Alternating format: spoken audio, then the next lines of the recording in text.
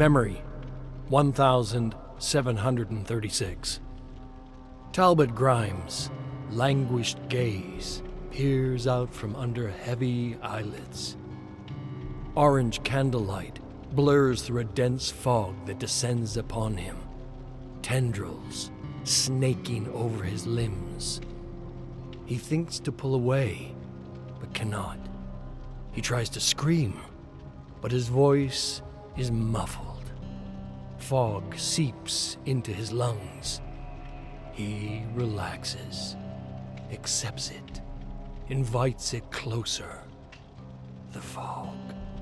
The dark fog. He shakes his head as clarity returns to him. He's in his tent. A thin plume of fog, no, gray smoke, spirals from the pipe on the arm of his chair. Near his feet, a small bowl is broken, poppy seeds spilled over the ground. Morning already. He stumbles from his tent with cane in hand, takes a breath of cold Mongolian air, and stiffens his shoulders. Snow has nearly reached the base of the mountains in the distance. He stands in an expanse of dry, frost-covered grass crunching underfoot. The tents nearby seem out of place. "Salbanu, Mr. Grimes. Your people wait."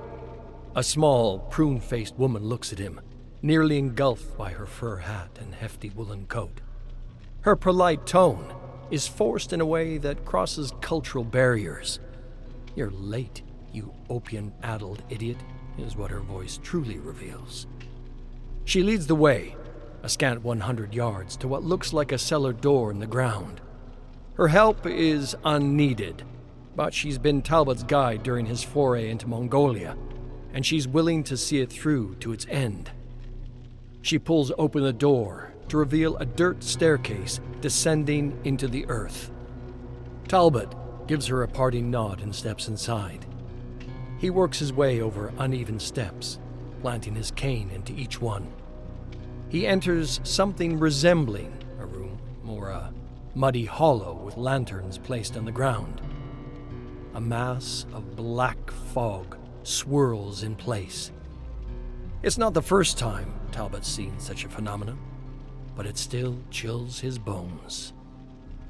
Nearby, a figure sitting in the shadows rises. "About damn time, Talbot." Declan's words are carried by the stench of fermented milk. He moves forward, his pale face glowing like a ghost in the dim light. His rumpled shirt, pulled up at the sleeves, reveals scars over lean muscles. A washed-up mercenary, too drunk and violent to be anything but a problem. But Talbot personally selected him. Surviving a bleed site with body and sanity intact has given the chemist leverage within the company. His other recruit, Nigel, smiles eagerly. The gentle philosopher's slim frame moves with cheerful anticipation that is out of place in the underground hovel. He's already donned most of his protective suit. It is something akin to a diving uniform. Its helmet, a metallic globe with a glass portal at the front. Talbot has informed his companions that this mission into the fog is one of exploration. But there is another element he has left unsaid. He is observing the realm's reactions to what he calls biological signatures. The theory that a person emanates a unique energy, one that may act as a beacon for otherworldly predators. Declan and Nigel are the test subjects.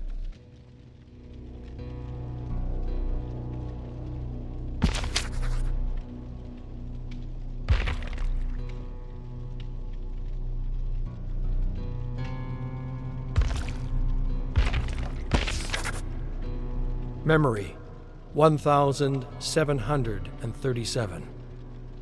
Talbot drifts through the fog, unsure if it's his feet moving or something else tugging, beckoning him closer.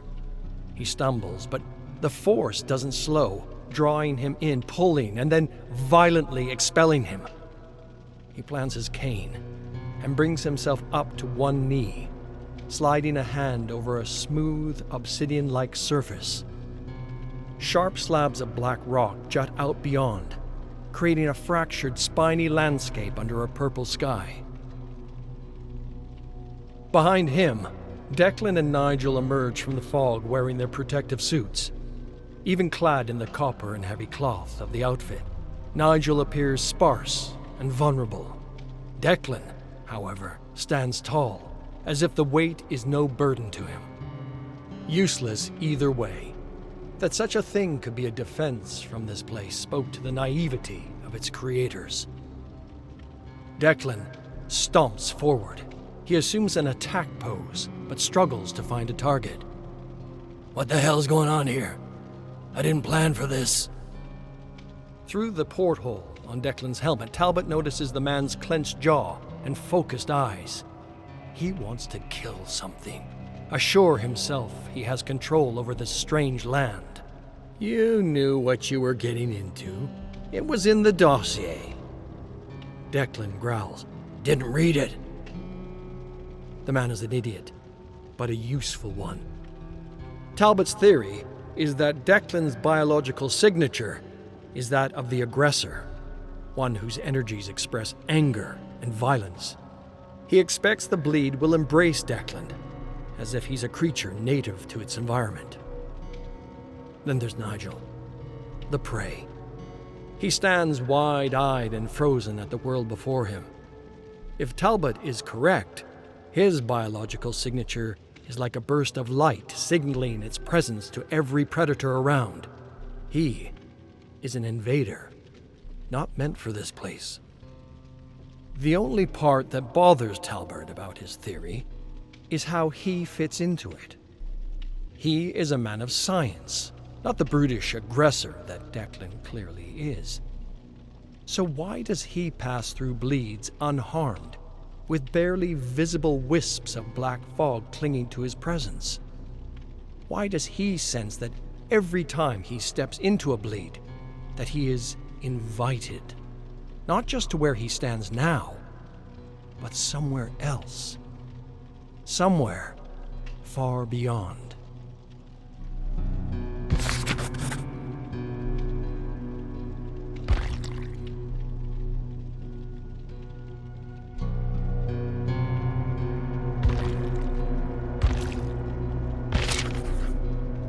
Memory, 1738. Talbot tries to keep his nerves intact. In the distance, there are sounds he can't quite place. In his peripheries, movement he can't quite glimpse. The landscape changes abruptly, as if an unseen line marks the borders of two environments. The group moves into a swampland. Unnatural swirling clouds form above. Hanging from the twisted branches of a tree is a half-rotted corpse. Talbot thinks back to the dossier, Bramburn Mire. Recent expeditions describe it as a swampland littered with unusual metal structures and less than inviting inhabitants. Nigel stretches out his arms as if welcoming an auditorium of guests. Our minds are attempting to interpret the fog we pass through. In fact, we're still in it. Such a foreign element that we're imagining it in a way we can visually process. This is all an illusion. Declan flicks the corpse's loose jaw, chattering its teeth. Even I know it's not an illusion, you fucking idiot. Talbot ignores them, setting his sights on an unusual metal carriage next to a shack. Before he can appraise it, the ground rumbles, tossing him to the ground. Pieces of earth are pulled into the sky as if gripped by an invisible hand. Trees are thrown about like twigs. Metal twists upwards into a vortex. The group watches in shocked awe. Talbot waits for the ground beneath his feet to crumble, but remains firm. He allows himself to exhale in relief. The maps from these excursions have never matched up. I believe we've discovered why.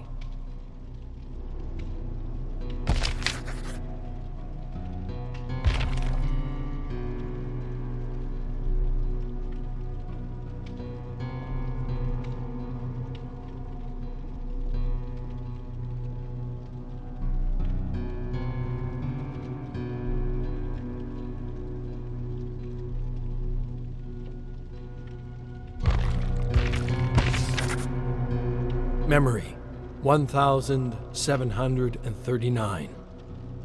Something moves through the tree line. Its wet, rasping cry calls out. A hideous creature of muck and bone staggers into sight, its clumsy movements unusually fast. It sees the trio and stops, as if pondering their presence. Declan leans forward, squares up. The imbeciles ready to charge into battle without so much as a second thought. Talbot lifts a hand. Slow. Do not provoke it. He motions the group back. With careful steps, they edge away from the creature, but it does not break its gaze. It seems almost content to leave them be, rattling strange sounds from its gullet until it screeches. A horde of muck creatures emerge from the trees. A moment of doubt flickers within Talbot. This is the moment to test the theory, or die. Run, boys, run! The trio take off, clunking through the swampland in their damn suits, each step made harder than it should be. With uneven limbs, the abominations gallop and stumble, a disaster of movement that somehow quickly clears the gap. They cry for blood. Talbot breathes through clenched teeth, chest heaving, begging for oxygen. Pain works its way through aching muscles. He risks a look back and stops. The entire horde ignores Talbot and Declan, focusing only on Nigel. A muck creature leaps at the philosopher, swiping a sharp claw through his Achilles tendon. The rest capitalize, gripping onto the man, gnawing and slashing through sprays of blood. Through the horror, Talbot sees evidence of his biosignature theory. The bleed attacks that which is prey. Nigel screams for help. His arms flail, swatting at monsters that are losing interest as he bleeds out. They leave him with some parting swipes and stumble back, sated, gurgling in delight. Nigel speaks, but the words emerge only as bubbles of blood from his lips. A scene of terror and sadness plays out on his face. He looks to Talbot, and without speaking, asks a question. Why? Talbot walks to Nigel, kneels at the man's side. He observes him through a lens of logic and rationality, noting the lacerations, the blunt force trauma. Nigel's shaking hand reaches out to no one, and in his tear-soaked eyes, there's something so human. Not prey, not aggressor, but human. Something Talbot had forgotten. He looks to Nigel's broken body and feels envy. How unfair that the pursuit of knowledge has stripped so much of himself. He rips a shred of cloth from Nigel's suit, wraps it around a gaping wound on the man's leg, tying it tight. Declan grabs Talbot's shoulder and spins him around. What are you doing? He's a dead man. Talbot doesn't hear him. He tears at the suit, pressing a palm to an ugly gash, but his movements are mechanical, lacking desire. Whatever you were, you are no longer. There's no saving yourself. Better to accept and live. Before he can turn away, the hairs on the back of his neck stand on end. The muck creatures watch curiously from a distance. One takes a step forward, snarls. He nearly chuckles through the fear as he realizes his mistake. The creatures must wonder, why would one with a biosignature such as his attempt to provide compassion to wounded prey? There are many ways a predator could react to the unfamiliar. One of the most common responses? Violence. He taps Declan on the arm. We should go. Now.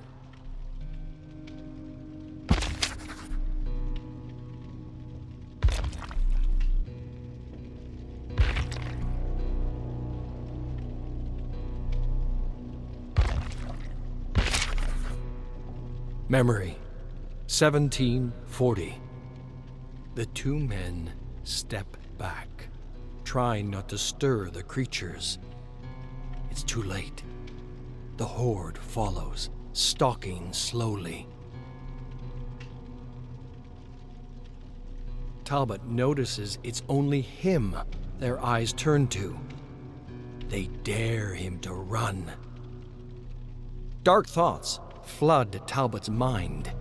He feels the agony to come, muscles ripped from their frame, jaws prodding into wounds and snapping bones. The animalistic desire to live clutches him tight, demanding action. His heart thunders against his chest, muscles tense.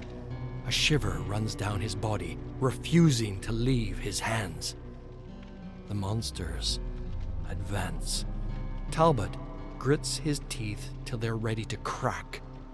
He tightens the grip on his cane, squeezes it like a hand pulling him from a cliff, and swings. The cane smashes into Declan's helmet, ripping it from his head. Before the big man can recover from the shock, Talbot swings again, planting the cane into Declan's skull with a sickening crunch.